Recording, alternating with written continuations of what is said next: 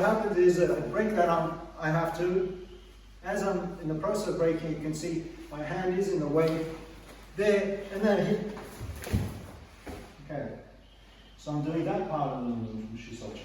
Logically, this, just following the flow of the form, that works very well, because remember, I've broken away, that arm is really in prominence. But if he is in the business of punching me, I've got that simply there, raised, and then it's a beautiful smash through the face, arm down the arm, into the elbow. People often go, oh, hang on, that won't work here. Jeff's just taking a dive. No. There you go. Yeah. That's why the form does that, and not just that. That's useless. Full power. And can't you show under the armpit, and why that's not effective. For a start, you've got very little leverage. To the extent that you do have something, you're very close in, and what Josh is encouraged to simply go around and take your back. Just come around the back of me. Okay, so you've got a real problem. What I want to do is I want to drive down here like this first to break free. So that hand needs the force to grab, that hand needs the force to break up. Okay, so it's not just moving your arms, it's the whole body, and then from there to there. Now when he punches there, in here, and then switch arms. Now why would you switch arms? Because your technique may not have been ideal on the elbow throw. So if you go back to the elbow throw, what happens is that this is what happens when it fails is the interesting part. So that has failed. That maybe fails because Josh senses it and walks around, and the block is lost. Okay, so let's show it again, and Kancha will then reverse the movement, because this is our lock flow. One, punches, there, and then reverses the lock. And that's now, so you can't punch me easily? Now you notice this is extremely good. If that fails, and why would it fail? Because Josh would rotate his elbow around as the lock is being applied. The lock is being applied up, rotated around, yes. So Kancha is now going to go low. So we're going to take it just to there and go well between, and you can even hook behind that leg and take them down. So if I'm doing this, and then as he's falling, and I suddenly explode out that way. Because if it fails, that's how it's going to fail, isn't it? Your distancing is slightly bad. So do this distancing slightly off center. So now when there's too much distance, you notice he's not close to your epicenter. Get close to the epicenter, and the technique does work, okay? Get it a bit further away, and that's when it's likely to fail. And maybe because they're quite clever and they extend it. That's what I would do. Extend that movement out into a shiko. Now, but having gone that way, you reverse the flow. Lovely, bang. You actually use their force against them. And then do the last bits in just to show there, and down. And get that leg well and truly trapped. There, and you can push him over. Okay, good. Don't just go for the elbow. Oh, that won't work. You've got to slide down the face. And once you slide down, then you get more of a reaction even done slowly. Of course, there. Okay, so the first thing you do is slide down the arm.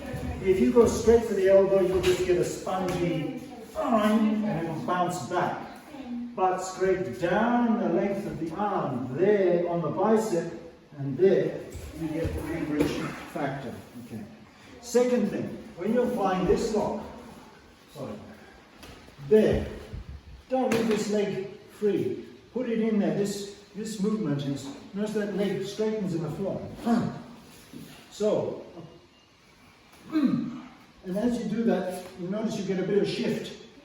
Okay, and then you can apply it in there once they're balanced. Okay, but here, common mistake, that Dave just can die from. Oh, break free.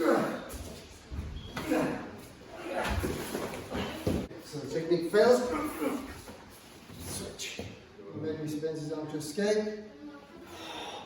Now coming here. Now look at Kancha's leg. Now that straightening is all you need. It's not all you need, it's a big part of it. Okay, excellent. Now, from there, hook behind that leg. Fails. There. Okay, starts to bend that arm, no problem. I push the shoulder down. Okay. So, once again, here, I haven't got that leg behind, it's stuffed up.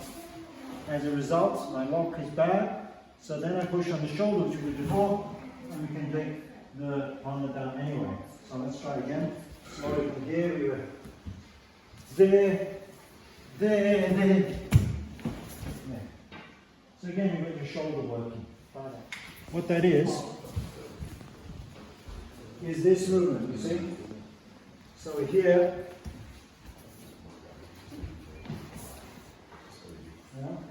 okay, so it's that arm is following the same arm, so I'm taking it from there. So what I want to do is not just try to struggle with my arms, but I want to use my body. So it's very much a hip action.